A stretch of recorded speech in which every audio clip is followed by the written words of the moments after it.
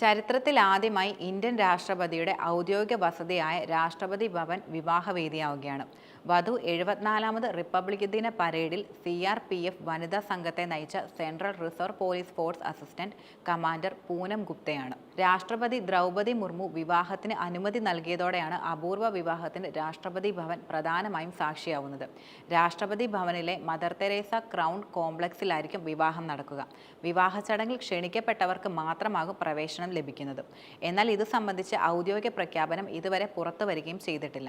രാഷ്ട്രപതി ഭവനിൽ personal security officer തസ്തികയിലാണ് മധ്യപ്രദേശിലെ ശിവപുരി ജില്ലയിൽ നിന്നുള്ള പൂനം ഗുപ്ത നിലവിൽ ജോലി ചെയ്യുന്നത്. വരൻ ജമ്മു കാശ്മീരിൽ അസിസ്റ്റന്റ് കമാൻഡറായ അവനീഷ് കുമാറാണ്. പൂനത്തിന്റെ ജോലി മികവിൽ ആകൃഷ്ടയായ രാഷ്ട്രപതി ദ്രൗപദി മുർമു വിവാഹത്തിനുള്ള അനുമതി പിന്നീട് നൽകുകയായിരുന്നു. പൂനം ഗുപ്ത ഇംഗ്ലീഷ് സാഹിത്യത്തിൽ ബിരുദാനന്തര ബിരുദധാരിയാണ്.